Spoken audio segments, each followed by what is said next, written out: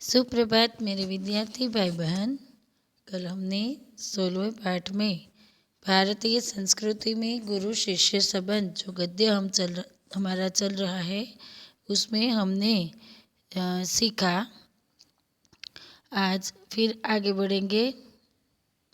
Page number 17 पहला paragraph, यहाँ तक हमने कल पढ़ा था। आज यहाँ से शुरू करें। भारत में गुरु शिष्य संबंध का वह भव्य रूप आज साधुओं, पहलवानों और संगीतकारों में थोड़ा बहुत ही सही पाया जाता है। हजू पण थोड़ું ઘણું जो જોવા મળતું હોય તો એ જે ગુરુ શિષ્યનો સંબંધ જે છે એ કયા કયા ઓલાએ રાખી મૂક્યો છે, હજુ જાળવી રાખ્યો છે તો કે સાધુ, પહેલવાન અને संगीतकार। भगवान रामकृष्ण बरसों योग्य शिक्षा के पाने के लिए प्रयत्न करते रहे। भगवान रामकृष्ण जे नाम छे ए वर्षों સુધી योग्य शिष्य को पाने के लिए एमने कोई योग्य शिष्य एटले के उत्तम शिष्य मळ्यो नहीं। हजू पण आपणा देशमां गुरु शिष्यनी परंपरा जो जीवित होय तो आपणे ओला जोईए ने पहेलवानोमां, संगीतकारोमां। खबर छे संगीतकार पण पहेला एना गुरुने प्रणाम करे, स्टेज पर आवता पहेला पण प्रणाम करशे एना गुरुने। एम अहींया कहे छे के रामकृष्ण जे हता एने सारा शिष्यनी परंपरा माटे बहु प्रार्थना करी, पछी एमने भगवान आगळ आवशे योग्य शिष्य उनके जैसे व्यक्ति को भी उत्तम शिष्य के लिए रो रो कर प्रार्थना करनी पड़ी थी। इसे समझा सकता है कि एक गुरु के लिए उत्तम शिष्य कितना महत्वपूर्ण महंगा है। संतान प्राप्ति वर्ग उन्हें दुख नहीं देता, पर बगैर शिष्य के रहने के लिए वे एकदम तैयार नहीं होते। पहला केवुं हतुं के शिष्य वगरनुं जीवन गुरुने गमतुं नहीं, भले पोताने दीकरानुं संतान न होय तो कांई नहीं, पण विद्यार्थी तो होवो ज जोईए।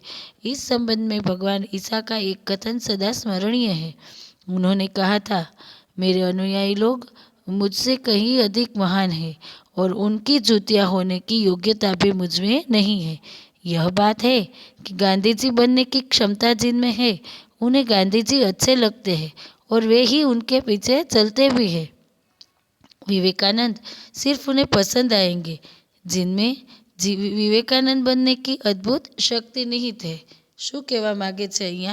તો આ પેરેગ્રાફમાં એવું કહેવા માગે છે કે આપણા દેશમાં જો ગુરુ શિષ્ય પરંપરા જીવિત હોય તો તે પહેલાં કોણે જાળવી રાખી? તો કે પહેલવાનોએ, સંગીતકારોએ અને નૃત્યકારોએ। એવી રીતના એ લોકોએ જાળવી રાખી છે। પછી શું વાત આવી? તો કે ભગવાન રામકૃષ્ણ પરમહંસ જે છે ને એ સ્વામી વિવેકાનંદના ગુરુ હતા। એમને બહુ બધી પ્રાર્થના કરી પછી એમને વિવેકાનંદ મળ્યા હતા।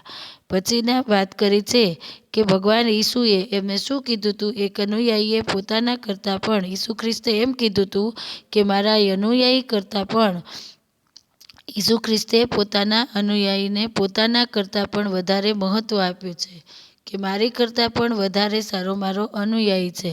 સંગીતકારો કરતાં તેમના શ્રોતાઓ વધુ શ્રેષ્ઠ હોય છે એવું આ પેરેગ્રાફમાં સમજાવવામાં આવ્યું છે। આપણે ત્યાં પૂજ્ય કરતાં પૂજારીને મહત્ત્વ વધારે અપાય છે। એમ વિવેકાનંદને જે પસંદ હોય, જેને ગાંધીજી ગમતા હશે એ ગાંધીજીના રસ્તે ચાલશે, જેને વિવેકાનંદ ગમતા હશે એને વિવેકાનંદના રસ્તે ચાલશે અને એની શક્તિ पसंद आएंगे जिनमें विवेकानंद बनने की अद्भुत शक्ति निहित है। एम कविता के मर्मज्ञ और रसिक स्वयं कवि से अधिक महान होते हैं। संगीत के पागल सुनने वाले ही स्वयं संगीतकार से अधिक संगीत का रसास्वाद करते हैं। શું કહેવા માગે છે કે સંગીતનો રસાસ્વાદ કોણ? સંગીતને જે જાણતું હોય એ જ કરી શકે, બાકી તો બધા બેસવા માટે। यहाँ पूज्य नहीं पुजारी ही श्रेष्ठ है। यहाँ सम्मान पाने वाले नहीं, सम्मान देने वाले महान हैं। स्वयं पुष्प में कुछ नहीं है, पुष्प का सौंदर्य उसे आने वाले की सृष्टि में है। फूलમાં કાંઈ નથી, फूलમાં દેખાવ જે છે અને જોવાવાળાની દૃષ્ટિમાં છે। दुनिया में कुछ नहीं है, जो कुछ भी है हमारी चाह में, हमारी दृष्टि में है। यह अद्भुत भारतीय व्याख्या अजीब सी लग सकती है, पर हमारे पूर्वज सदा इसी पथ के यात्री रहे हैं। आगे, उत्तम गुरु में जाति भाव भी नहीं रहती। कितने ही मुसलमान पहलवानों के हिंदू चेले हैं, और संगीतकारों के मुसलमान शिष्य रहे हैं। હવે આ બધું જે છે એમાં જાતિભેદ હોતો નથી। કેટલા પણ હિન્દુ હોય છે જે ગુરુ હોય છે ને કેટલાય મુસલમાન એવા છે જે જેના શિષ્ય રહ્યા છે। यहाँ परक गुण की, साधना की और प्रतिमा की होती भक्ति और श्रद्धा की कीमत है, न कि जाति, संप्रदाय, आचार विचार या धर्म की। અહીંયા પરખ જે છે એ વ્યક્તિની નહીં, વ્યક્તિના રહેલા ગુણની, એની સાધનાની, એની પ્રતિભાની, શ્રદ્ધા અને ભક્તિની વાત છે અને જાતિ સંપ્રદાય અથવા તો આચાર વિચાર કે ધર્મ માટેનું નથી હોતું। મુझे क्या लिखाया था एक विद्वान मुसलमान नहीं थे। મને શું લખાયું હતું એ એક વિદ્વાન મુસલમાન પણ હતા। उन्होंने कभी नहीं सोचा था कि यह हिंदू है और मुसलमान बनना चाहिए। એમણે એવું વિચારીને મને મુસલમાન બનાવવા માટે થઈને મને વિદ્વાને શિક્ષા નહોતી આપી એમ એમનો એવો ઈરાદો નહોતો।